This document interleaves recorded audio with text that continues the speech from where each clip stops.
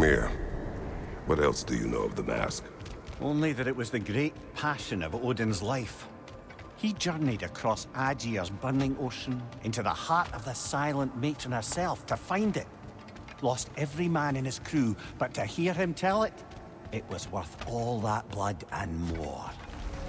Mimir, if I met someone I liked, how would I know if they, liked me too? Is there someone? No. I was just curious.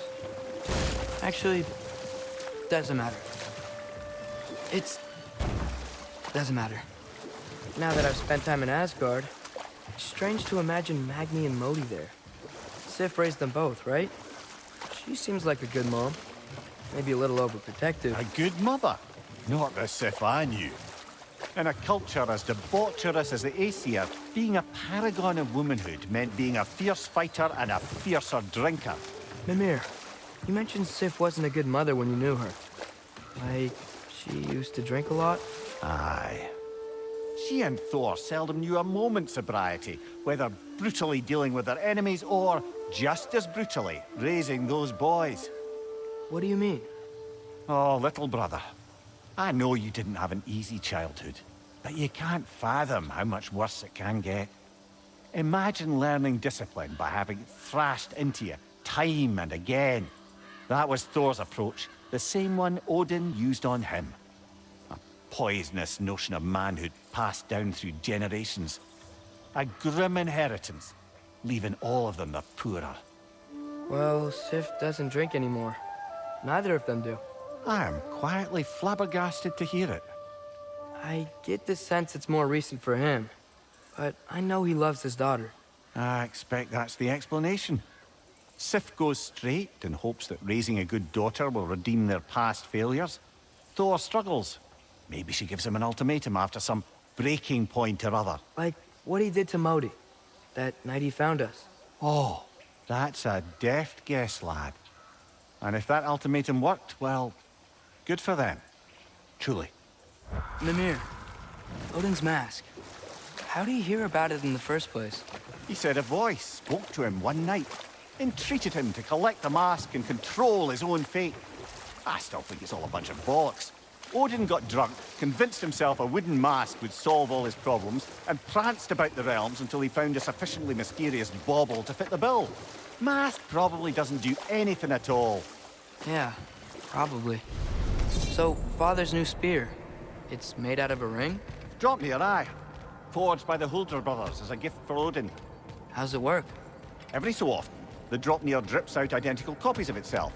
The Huldras presumably figured that if one golden ring was a good gift, an infinite number of them would earn them a permanent place in Odin's heart. But it didn't. Not even a little. So, brothers, how did you manage to kill Garm anyway? We killed him a few times, actually, but it didn't take. And I figured maybe the way to stop a soulless beast was to give it a soul. So I gave it the one I had on me. I beg your pardon? Fenrir, remember the light Father saw? The accidental magic I did when Fenrir died? That was part of Fenrir's soul going into my knife. Once I figured that out, I just put Fenrir into Garm. Clever one, lad! A gigantic hell beast with the soul of a loyal pup. Bloody brilliant! Mimir, did you know Garm? How was he locked up to begin with? Ah, Hell's feral sentinel. Well, believe it or not, Midgard was once bigger. Until Gar, then just a wee pup, got peckish. He ate Midgard? Only a few mountain ranges. And the fifth season that comes after winter but before spring. And the word for the feeling when you get so hungry, you stop being hungry. You're messing with me. I would never. So, Mimir, how did they capture Garm in the first place? That was Tyr's doing. He lured the beast somewhere safe and kept it distracted by lending his own arm to be gently chewed. Once the chains were on and the gate to Helheim was opened, Garm bit Tyr's arm clean off in retribution. But Tyr's not missing an arm. Well, it grew back, eventually. He is a very resourceful god, after all. Mimir, you can yell at me, if you want, for leaving. What would that accomplish? Might make you feel better. No. You didn't trust me enough to talk through your worries. That's a wound not easily mended. I'm sorry. You needn't be. The fault is mine. Hey, Mimir, you ever notice Thor talk to his hammer? Oh, still doing that, is he? Yeah. Is he, like, charming the steel or casting a spell or something? No! Just a weird bloke.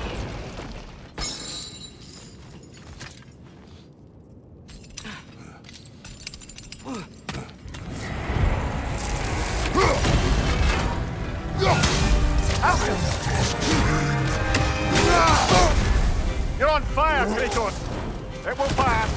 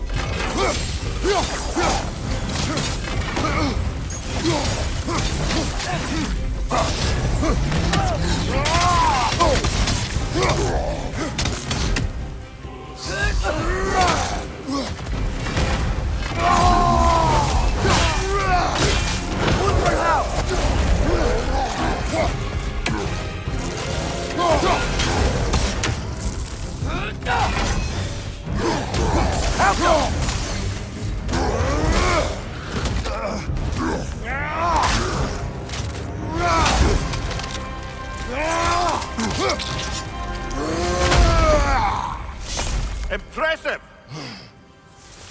Hey, this is where we found Tyr. You know, I don't know who had a worse time of it being locked up. Him or me? As you said, your prison at least had a view. Aye. But with a view comes the ability to mark the passage of time, and watching the days pass, one by one. It's not something I'd wish upon anyone. Except maybe Odin himself. In the sense he'd actually gotten to know Thor's daughter somewhat. Yeah, dude's great. Wants to be a Valkyrie one day. She deserves to be. Of course, I told her all about the Valkyries we faced, but I'm not sure how much she believes me. It didn't go great when I tried to tell her stories about her grandfather, though. Anyone can have a blind spot when it comes to family. Some only learn the truth in the hardest way. Thor did this? We both did. The result of our weapons colliding. Wish I could have been here. Even things up a little. As do I.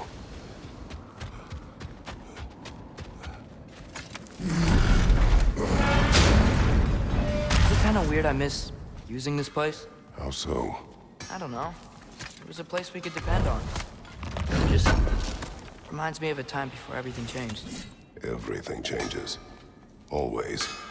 Even when you cannot see it. Well said, brother. Bruh, when you knew Faye, was she... Let me stop you right there, killer. Brock ain't one to go breaking no confidences. Not even when it comes to the dearly departed. You don't hear me spreading your business all over town, do you? Smiths don't blab. It's just how it's gotta be.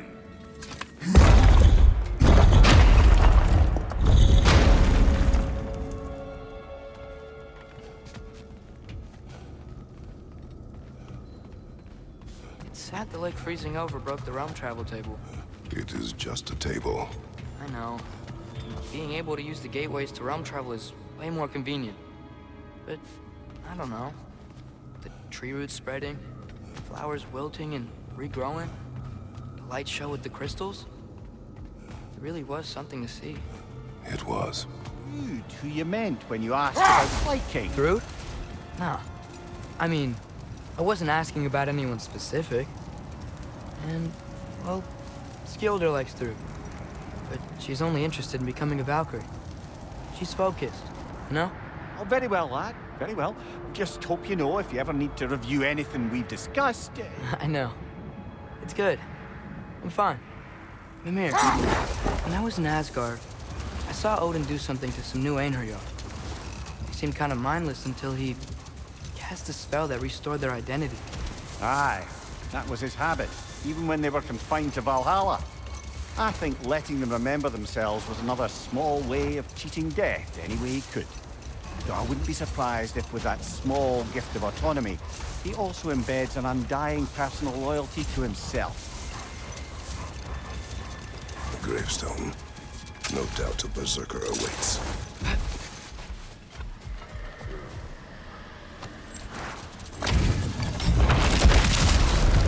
The altar is stolen.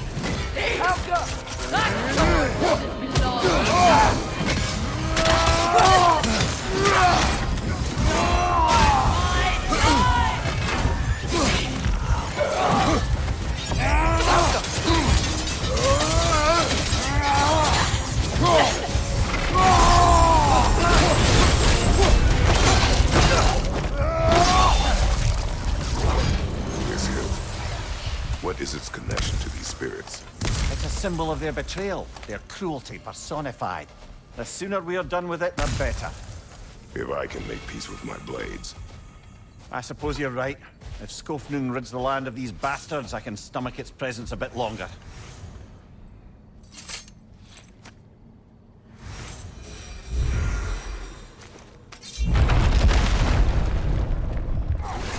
Mimir, not try to ask this.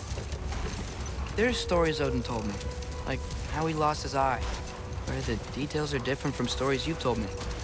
And I trust you, of course, but they don't seem like things you'd have a reason to lie about either. One thing to remember about liars, lad. They lie. They do it on principle. No issue too big or too small.